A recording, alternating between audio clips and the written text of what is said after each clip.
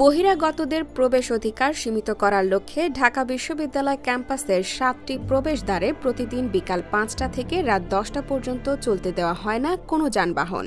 ছুটির দিনে এই সিদ্ধান্ত বিকাল ৩টা থেকে রাত ১০টা পর্যন্ত কার্যকর। এ সময় ঢাকা বিশ্ববিদ্যালয়ের ৭টি প্রবেশ মুখে বহিরাগত এমনকি ঢাবির সাবেক শিক্ষার্থীদের যানবাহনও আটকে দেওয়া হয়। তবে এই বিশ্ববিদ্যালয়ের মধ্য দিয়ে সিটি কর্পোরেশনের বেশ কয়েকটি রাস্তা গিয়েছে। এছাড়াও ঢাবির আশেপাশে পিজি, বারডেম ও ঢাকা মেডিকেল কলেজ হাসপাতাল সহ বেশ কয়েকটি গুরুত্বপূর্ণ স্থাপনা রয়েছে, যার ফলে এই এলাকায় প্রতিদিন বিকাল থেকে রাত পর্যন্ত লেগে থাকছে তীব্র যানজট। এতে ভোগান্তির শিকার হচ্ছেন সাধারণ মানুষ। অন্যদিকে রাস্তা বন্ধ থাকায় রিকশাওয়ালারাও পাচ্ছেন না যাত্রী। তারপরে আমরা প্যাসেঞ্জারে ঢুকতে পারি না, আমাকে ভাড়া কম হয়, আমাদের অনেক সমস্যা হয়, রাস্তাঘাট জাম হয়ে থাকে, আমরা যাইতে পারি না। আমরা অধিকাংশ রিকশাওয়ালা এবং যাত্রীরা জানে না যে এই গেটটা ঢুকতে দেয় না, প্রথম পয়েন্ট।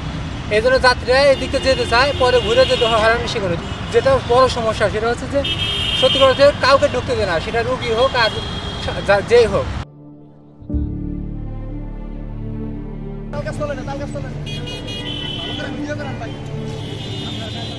প্রবেশে বাধা পেয়ে ক্ষোভ প্রকাশ করছেন সাধারণ জনগণ।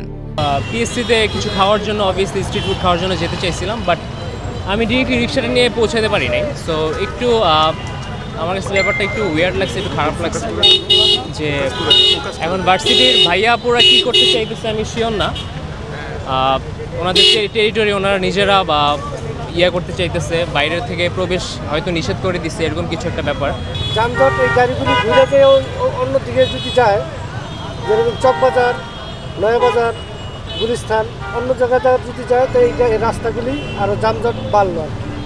প্রবেশদ্বার বন্ধ থাকায় ভোগান্তিতে পড়ছেন ঢাবির সাধারণ শিক্ষার্থীরা। সন্ধ্যাবেলা যখন তরুণের ওই দিক থেকে আসা হচ্ছিল, আমি ছিলাম এবং আমার আরও দুইটা ছোটো ভাই ছিল।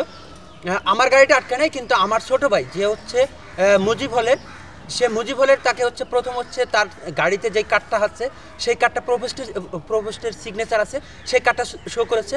সেই কার্ডটা শো করার পরেও তাকে ঢুকতে দেওয়া হয় না, বলা হচ্ছে এটা নকল কার্ড। এরপরও তাকে লাইব্রেরি কার্ডটা দেখিয়েছে, তার লাইব্রেরি কার্ডটা দেখার পরেও বলতেছে না এটা নীলক্ষেত থেকে বানানো যায়, সেটাকেও বলা হচ্ছে নকল কার্ড। এরপরে তার ডিপার্টমেন্ট থেকে যে কার্ডটা দেওয়া হচ্ছে সেই কার্ডটা দেখানোর পরেও তাকে বলা হচ্ছে না এটাও নকল কার্ড, আপনি গাড়িটা সাইডে রাখুন। এছাড়াও দায়িত্বরত শিক্ষার্থীদের দুর্ব্যবহারে ক্ষুব্ধ অন্যান্যরা।